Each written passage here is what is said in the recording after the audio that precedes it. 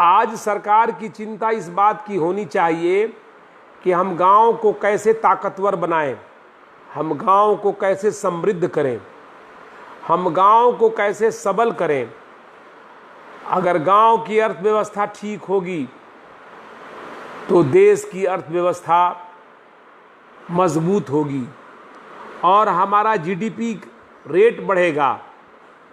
तो हम अपने एग्रीकल्चर सिस्टम को जब तक गंभीरतापूर्वक सुधारेंगे नहीं, हमारे देश के गांव की लाचारी मजबूरी बनी रहेगी। और गांव को खुशहाल बनाना है, देश से कोरोना को भगाना है, तो गांव में स्वास्थ्य सुविधा पर हमें चिंतन करनी होगी। गांव की स्वास्थ्य सुविधा कैसे अस्थायी बने, अब तो कम से कम हम सोचें। केवल कोरोना पीरियड तक के लिए हमें स्वास्थ्य सुविधा पर चिंतन नहीं करनी होगी। अब हमें गांव को, हमें ग्रास रूट लेवल पर स्वास्थ्य सुविधा निर्धारित करनी होगी। गांव के पशुओं के भी स्वास्थ्य सुविधा पर हमें काम करना होगा और गांव की खेती के लिए उनके स्टोरेज, उनके अनाजों का रखरखाव और उसकी मार्केटिंग पर भी काम करना होगा। उसे गांव में ही जाकर सरकार उनके उपज को खरीदे और उसके लिए बाजार मुहैया कराए। ये सरकार का काम होना चाहिए। इसी बात पर सरकार अब तक मौन है और इस काम को बिचौलिया करते हैं। जब तक बिचौलिया राज रहेगा, गांव आबाद नहीं होगा, गांव के किसान खुशहाल नहीं होंगे। सरकार इसके लिए थोड़ा लिबरल हो जाए, गांव को जितना अधिक से अधिक पैकेज देना हो सरकार सोचे। सरकार हर साल 5 लाख करोड़ हर बजट में हमारे कारपोरेट घरानों को पैकेज देती है। सरकार अगर जितना पैकेज उद्योगपतियों को देती है, मैं कहूँगा अगर उसके बराबरी 2-3 साल तक अगर सरकार गांव को पैकेज देना शुरू कर दे, जितना पैकेज हमारे कारपोरेट घरानों को दिया जाता है, मैं समझता हूँ कि मोदी जी की ये कही हुई बात कि गांव के किसानों की उपज और उनकी खुशहाली और उनकी कमाई हम दुगनी कर देंगे। तो दुगनी कमाई करने का एकमात्र रास्ता है कि जो पैकेज आप कारपोरेट घरानों को दे रहे हैं, वह पैकेज आज गांव को दें। इसके लिए तत्काल संसद को आहूत करें, पार्लियामेंट में सांसदों की बैठक बुलाकर समीक्षा करें, विचार करें कि गांव को कैसे स्वावलंबी बनाएं, गांव में कैसे पलायन रुके। इसके लिए चिंतन हो और कार्यक्रम बने, प्रोग्राम बने और उसका तत्काल जो है कार्यान्वयन हो। ऐसा नहीं कि आप कार्यान्वयन 2-2 साल, 5-5 साल, 10-10 साल तक केंद्र सरकार योजना बनाती है, उसको ज़मीन पर उतारने में 5 साल, 10 साल लग जाते हैं।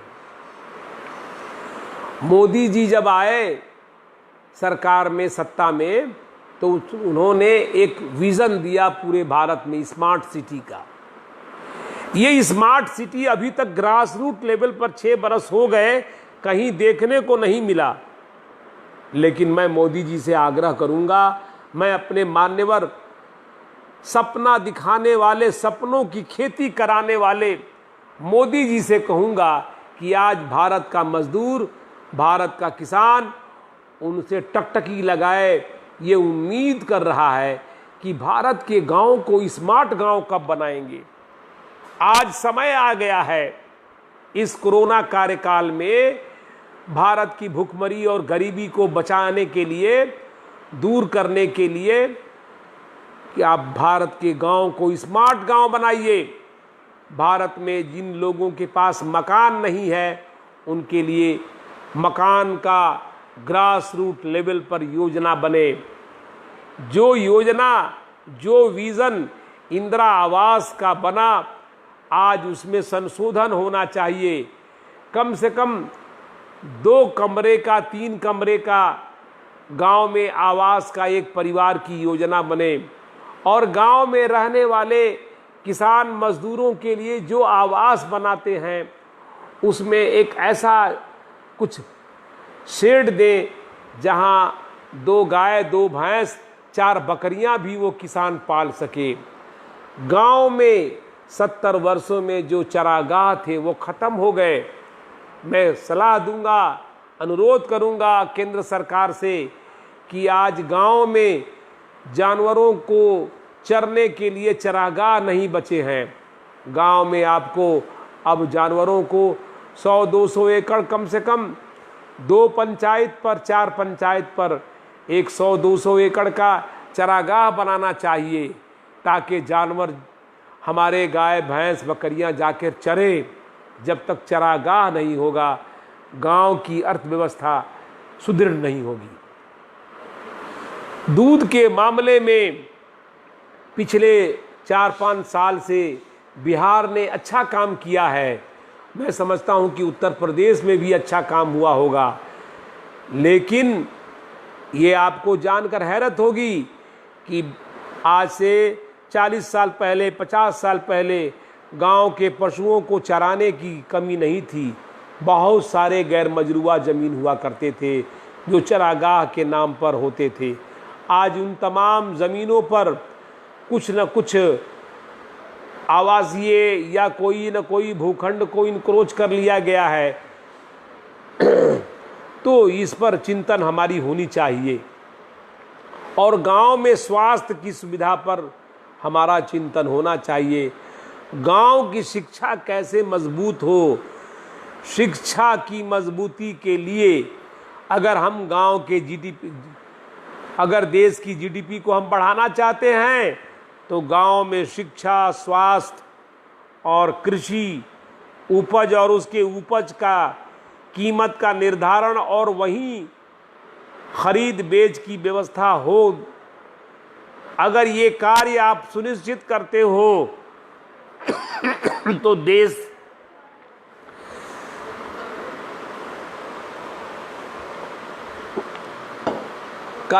का जीडीपी बहुत तेजी से बढ़ेगा। और मैं समझता हूं कि आज पूरी दुनिया में इस चिंतन पर कार्य चल रहा है। दुनिया के बहुत सारे देशों में इस चिंतन पर कार्य हो रहा है। लोग इन चीज़ों को सुन रहे हैं, समझ रहे हैं, जान रहे हैं, लेकिन दुख है कि भारत में इन चीज़ों पर जो हमारा विचार बनना चाहिए, जो हमारी चिंतन होनी चाहिए, जो हमारी राजनीति होनी चाहिए, वो नहीं के बराबर है। हम केवल चुनावी राजनीति लड़ते हैं विधायक, एमपी बनने के लिए। हम सपना दिखाते हैं गांव वालों को, 50 तरह के सपने दिखाते हैं, अच्छे दिन आएंगे, लेकिन आज भी भारत का गांव 70 वर्षों से अच्छे दिन के इंतज़ार में टुकुर टुकुर गांव ताक रहा है। गांव का 70 वर्षीय बूढ़ा आज़ादी का 70 साल देख चुका, उसका बेटा बम्बे में जाकर आबाद हो गया, लेकिन आज उसका बेटा घुरहू को गांव से बाल बच्चा के साथ पैदल आना पड़ा। गांव का मंगरू बाप माँ को छोड़कर चला गया था हैदराबाद, वो हैदराबाद से पैदल गांव पहुंचा है। आज वो क्वारंटाइन में है। आज उसके दोनों पांव फूल गए हैं, उसके शरीर फूल गया है, और कहा जा रहा है कि ये कोरोना पॉजिटिव है। लेकिन मैं कह रहा हूँ आप साथियों कि जो आदमी हज़ारों किलोमीटर की यात्रा तय करेगा, जो आदमी भूखे प्यासे सफ़र तय करेगा, उसे तो रोग होना ही है, उसे तो कोई न कोई बीमारी होनी ही है।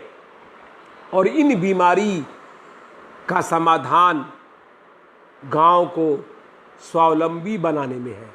और जब हमारा गांव स्वावलंबी होगा तो देश स्वावलंबी होगा। और जब देश स्वावलंबी होगा तो दुनिया के सामने हम 56 इंच का छाती फुला सकते हैं।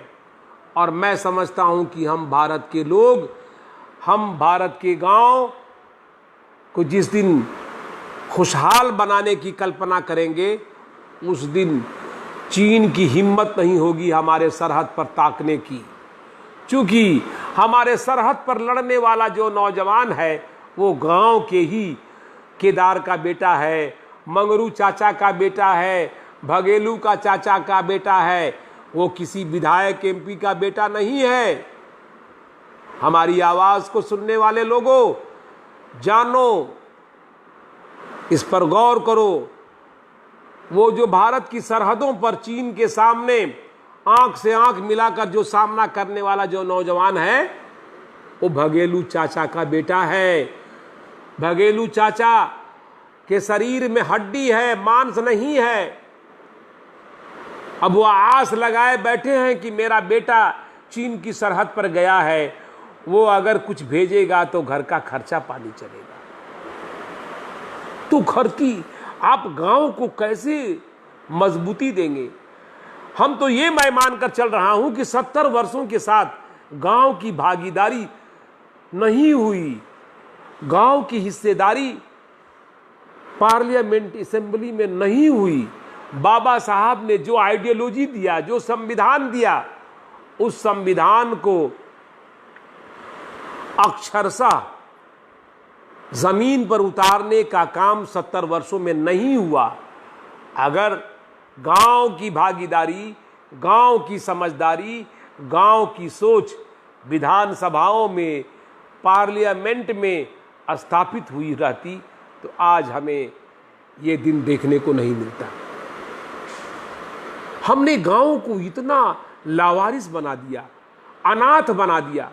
70 वर्षों की हमारी यही उपलब्धि है कि आज हमारा गांव अनाथ है, आज हमारा गांव वीरान है, आज गांव की खेती सूख रही है, आज गांव का विकास के रास्ते बंद हो चुके हैं। ये कौन जिम्मेवार है? इसके एकमात्र जिम्मेवार हमारे राजनीति करने वाले लोग ही हैं। और इन राजनीति करने वालों लोगों ने गांव के एजेंडे के साथ धोखाधड़ी किया, बेईमानी किया, और इस बेईमानी का ही परिणाम है कि आज हमारा गांव को सरकार ने गिफ्ट में कोरोना भेजने का काम किया।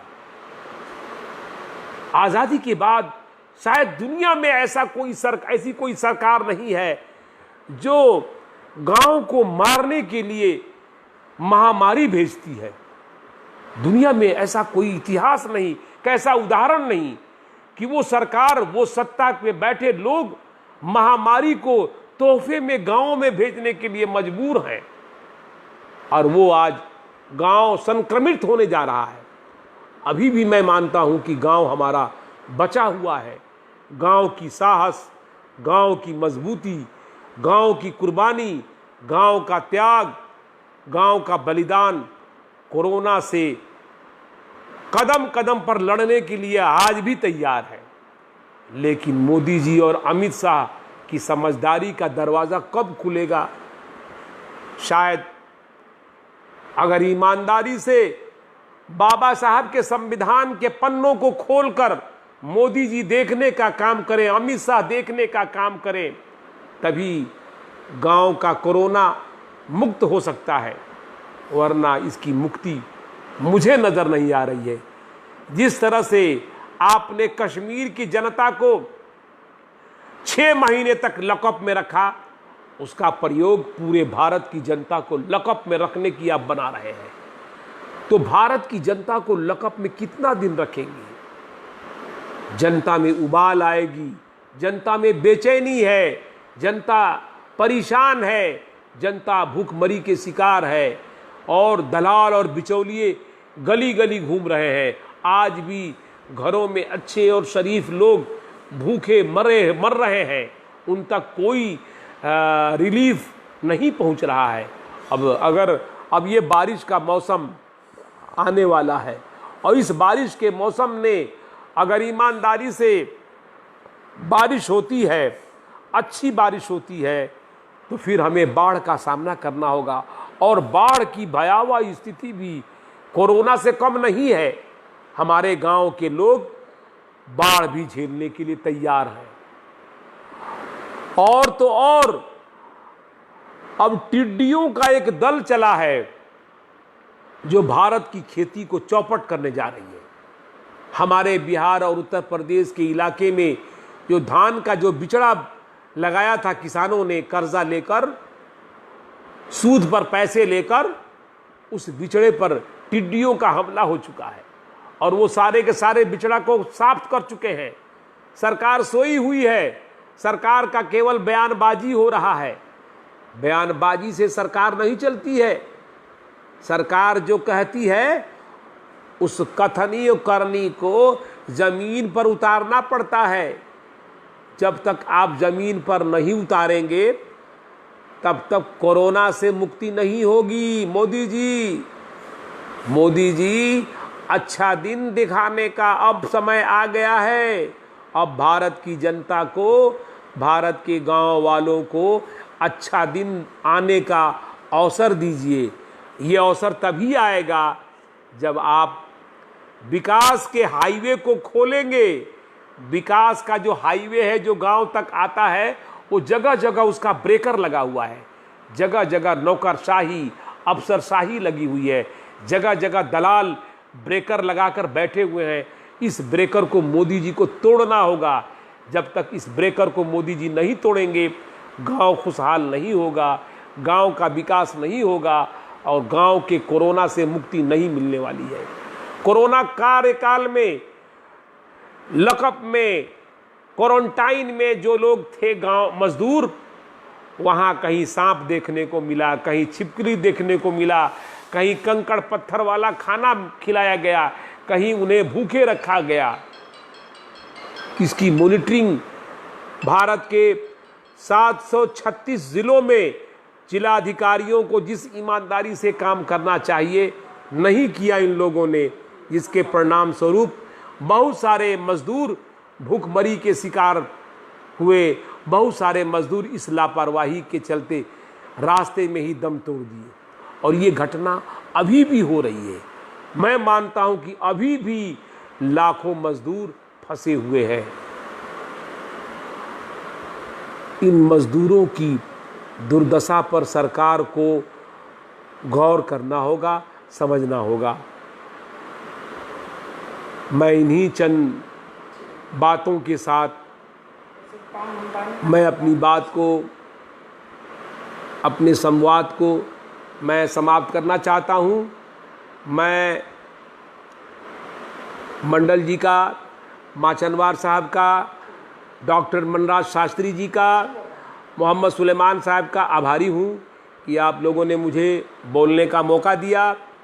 और आप लोग 28 मई से जो जागृति के लिए जो ये पहल किए हैं, संवाद, अपने लोगों में संवाद स्थापित करने के लिए, ये अपने आप में एक बहुत ही सराहनीय काम हुआ है और इस काम को और आगे बढ़ाना है, और आगे बढ़ाना है, और आगे बढ़ाना है। जय भीम, जय विज्ञान, जय संविधान।